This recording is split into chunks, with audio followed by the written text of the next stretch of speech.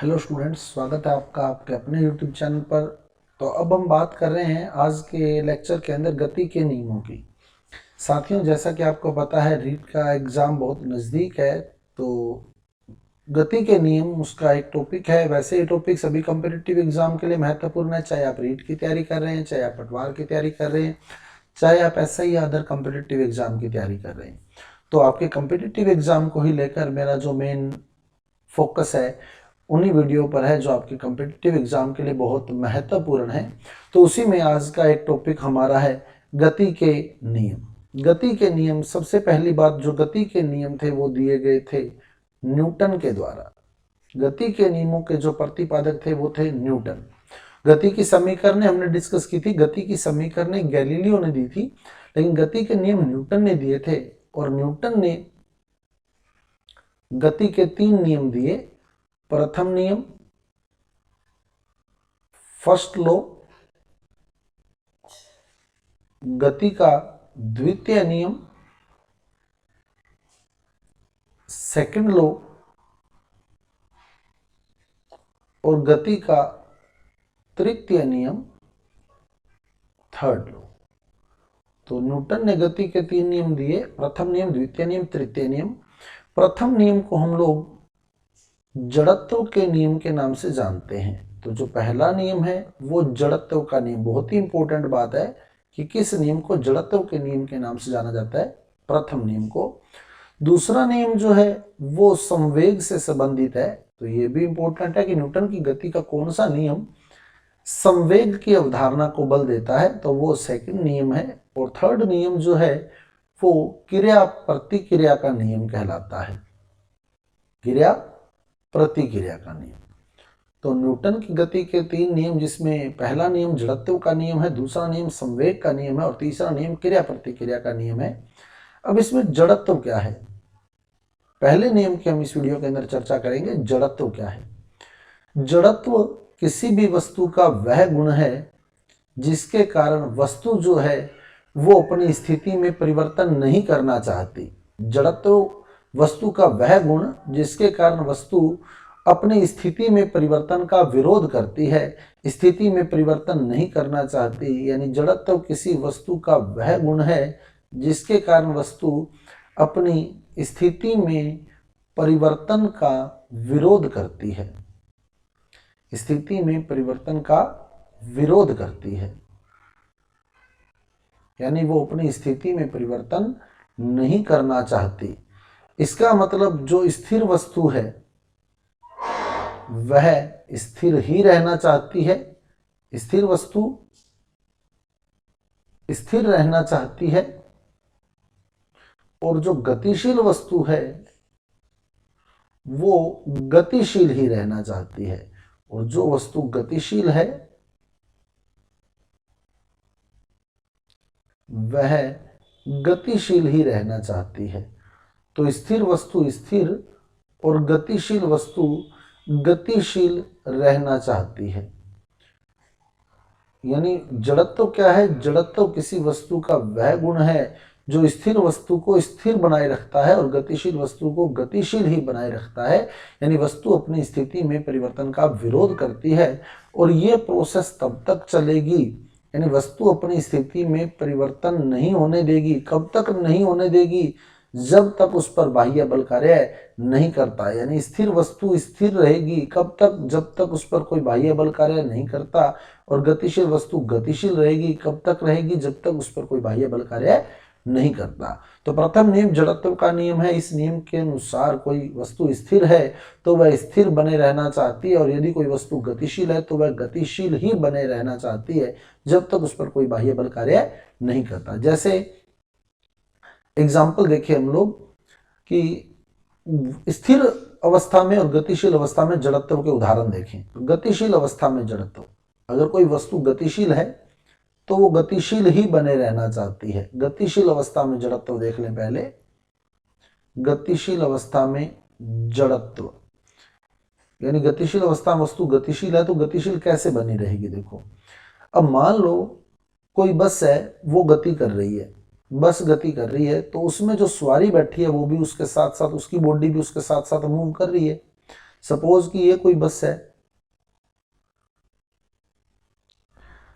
ये उसमें कोई सवारी बैठी है, बस में कोई सवारी बैठी है। अब बस मूव कर रही है और वो सवारी भी मूव कर रही है। क्लियर?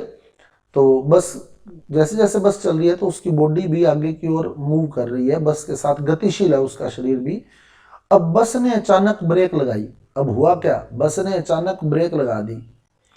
तो बस ने जैसे ही अचानक ब्रेक लगाई तो बस तो रुक गई, बस तो रुक गई, लेकिन उसकी बॉडी आगे की ओर मूव करती रही, इसलिए उसका शरीर जो होता है वो आगे की ओर झुक जाता है। तो जैसे ही चलती बस को ब्रेक लगती है तो उसकी बॉडी आगे की ओर झुक जाती है। क्यों? क्योंकि गतिशील वस्तु गतिशील ही बने रहना चाहती है। क्लियर? तो जो वस्तु व्यक्ति था, जो सवारी थी, वो बस में बैठी थी। फिर देख लें, ये मान लो बस है और यहाँ सवारी बैठी है कोई, बस आगे की ओर मूव कर रही है तो उसका शरीर भी बस के साथ साथ आगे की ओर मूव कर रहा है। अब बस अचानक रुक गई तो बस तो रुक गई, लेकिन उसकी बॉडी आगे की ओर मूव करेगी तो उसका शरीर जो होगा वो आगे की ओर झुक जाएगा। क्लियर? तो चलती बस में अचानक ब्रेक लगाने पर उसका शरीर आगे की ओर झुक जाता है। इसका कारण है कि जो वस्तु गतिशील है वो गतिशील ही बने रहना चाहती है। ऐसे ही देख लो, चलती बस से जब हम उतरते हैं, ये मान लो चलती बस है और इससे अगर कोई सवारी उतरती है, या चलती साइकिल से जब हम उतरते हैं, तो हमें थोड़ी दूर तक, एक तो पहली चीज तो ये ध्यान रखनी होती है कि जिस ओर बस चल रही है उसी ओर ही मुंह करके उतरना होता है, अपने को उसी ओर ही मुंह करके उतरना होता है। इसीलिए कंडक्टर हमेशा कहता है कि आगे की ओर मुंह करके उतरें, आगे की ओर मुंह करके उतरें। क्यों? क्योंकि हमारी बॉडी भी इसी दिशा में गतिशील है, जिस दिशा में बस चल रही है उसी दिशा में हमारी बॉडी भी बस के साथ साथ मूव कर रही है। अब हम आगे की ओर मुंह करके उतरेंगे, अगर आगे की ओर मुंह करके उतरेंगे तो हमें थोड़ी दूर तक बस के साथ साथ पैदल दौड़ना पड़ेगा, 2-4 कदम बस के साथ लेने पड़ते हैं, फिर हम बल लगाते हैं और अपने आप को कंट्रोल कर लेते हैं। क्लियर? तो आगे की ओर अगर मुंह करके उतरे तो बस भी इसी दिशा में चल रही थी और हम भी आगे की ओर मुंह करके, यानी इसी दिशा में मुंह करके उतरे, तो थोड़ी दूर तक हम 2-4 कदम हमें उठाने पड़ेंगे और फिर हम हमारी बॉडी को कंट्रोल में कर लेंगे। लेकिन क्या होता अगर हम पीछे की ओर मुंह करके उतरते?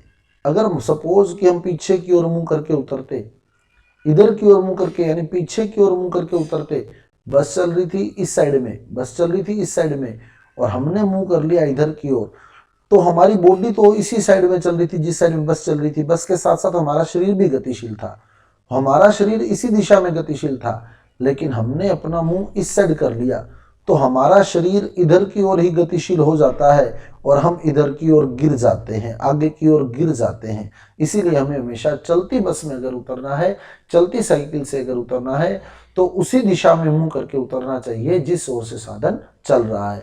तो क्योंकि हम गतिशील थे, तो जिस दिशा में हम गतिशील थे हमारी बॉडी भी उसी दिशा में गतिशील बने रहना चाहती है। तो अगर हम मुंह इधर की ओर करके उतरते तो हमारा शरीर इधर की ओर गतिशील रहता, क्योंकि बस इधर की ओर ही चल रही थी, इसलिए हम इधर की ओर गिर जाते। इसलिए जिस दिशा बस चल रही है उसी दिशा में ही हमें मुंह कर उतरना होता है। तो ये गतिशील अवस्था में जड़त्व के कुछ उदाहरण थे। अब स्थिर अवस्था में जड़त्व देख ले। स्थिर अवस्था में जो वस्तु स्थिर है वो स्थिर रहना चाहती है। जो वस्तु स्थिर है वो, स्थिर वस्तु क्या है? स्थिर रहना चाहती है। जैसे देखो आप, क्या होगा, कैरम बोर्ड खेलते समय हम क्या करते हैं, ऐसे गोटियां पड़ी होती है कई लाइन के अंदर, और ये प्रोसेस रहेगी कब तक? जब तक उस पर बल काम नहीं करता। तो यहाँ हमारे पास कोई स्ट्राइकर है, ये स्ट्राइकर है सपोज, हम इस स्ट्राइकर से नीचे वाली गीटी को चोट मारते हैं। हमने क्या किया, इस स्ट्राइकर से नीचे वाली गीटी को चोट मारी, तो नीचे वाली गीटी तो आगे की ओर मूव कर जाती है, नीचे वाली गीटी तो आगे की ओर चली जाती है, लेकिन बाकी दो गीटियां जो होती हैं वो अपनी जगह पर, यानी वैसे के वैसे ही बनी रहती हैं। सिर्फ नीचे वाली गीटी यहाँ से निकल जाती है। क्यों? क्योंकि बल सिर्फ किस पर लगा? नीचे वाली गीटी पर। तो नीचे वाली गीटी तो गतिशील हो गई, यानी स्थिर वस्तु स्थिर बनी रहेगी। कब तक बनी रहेगी? जब तक उस पर बल काम नहीं करता। तो जैसे ही स्ट्राइकर द्वारा, जैसे ही हमने क्या किया, स्ट्राइकर के द्वारा नीचे वाली वस्तु, नीचे वाली गीटी पर बल लगाया, तो नीचे वाली गीटी तो गति करके चलेगी आगे, और बाकी जो दो गीटियां थी वो अपनी जगह पर यथावत वहीं खड़ी हो गई जहां उनकी पोजीशन थी। तो ये दोनों गीटियां स्थिर थी तो ये स्थिर ही बनी रही। तो यही जड़त्व है, स्थिर वस्तु स्थिर ही बने रहना चाहती है।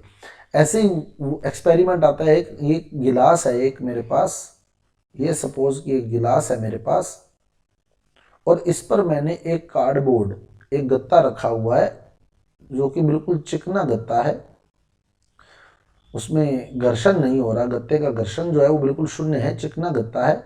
और इस गत्ते के ऊपर मैंने एक कॉइन, एक सिक्का रख दिया, गत्ते के ऊपर एक सिक्का रख दिया। अब यहां से गत्ते को ठोकर मारी, यहां से गत्ते को ठोकर मारी तो क्या होगा, गत्ता आगे की ओर खिसकेगा क्योंकि गत्ते पर हमने बल लगा दिया, गत्ता आगे की ओर खिसक जाएगा।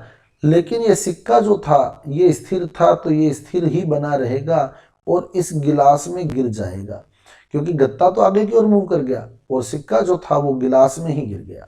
क्लियर? तो स्थिर वस्तु स्थिर ही बनी रही क्योंकि गत्ते पर बल लगा तो गत्ता तो गति कर गया लेकिन सिक्के पर बल नहीं लगा तो सिक्का अपनी जगह पर स्थिर था और स्थिर ही बना रहा और वो गिर गया इस गिलास के अंदर।